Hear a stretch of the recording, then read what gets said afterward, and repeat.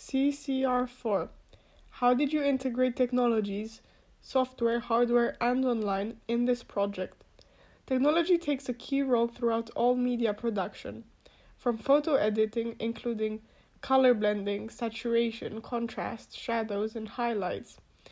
These can deeply impact the genre of a magazine, giving it a specific tone depending on the combination used. It is further needed in editing when laying out a magazine and putting the final touches together by deciding what font, color, text needs to be used and how this needs to be presented alongside the picture to look good. The internet plays a vital role in discovery of new magazines and research into them as younger audiences tend to use technology to consume their media.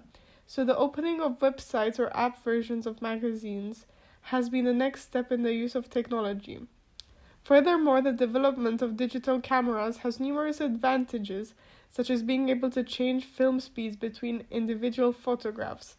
The cameras are generally lighter weight than film cameras and have memory cards that are tiny and can store many images. Instant gratification and images can be viewed immediately. I use the presets in iPhone as I already knew the impact it can have, allowing my pictures to look high quality, and really touched as I had seen the effects it had on my friends' pictures and was impressed by it. I believe these would emphasize the horror genre by making the red more blended and realistic.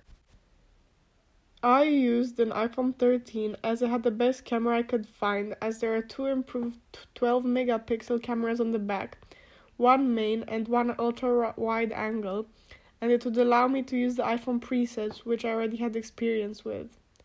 In the studio, I used two of the lights there and occasionally experimented with using the flash on my phone, but decided against it as it made the pictures too bright. I also used a black screen as a background as I believed it would match the dark themes horror brings out, and I didn't use any color filters as I believed it wouldn't match and I wanted to keep the color scheme simple.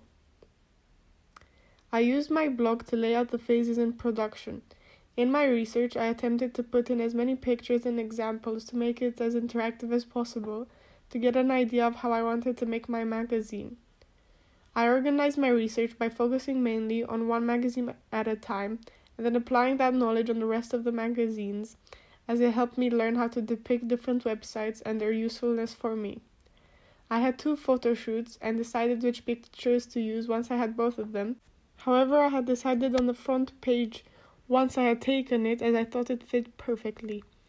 I set out the production pages as a sort of step-by-step guide into how I made the magazine so that it would be very evidently clear.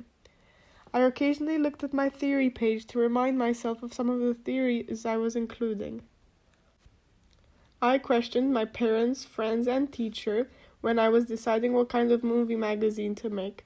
Then, once I had settled on horror, I used Google mostly to get inspired by pre-existing magazines such as Total Film, which I had also seen in London, which told me how to lay out my magazine to make it interactive enough.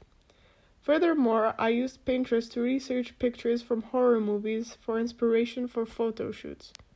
I also looked through my case studies, Instagram and YouTubes to understand the tone I needed to give my magazine and its social media pages. This then allowed me to understand how to connect to my young audiences and what their interests might be, and how to make it interactive enough for them to take interest and buy the magazine.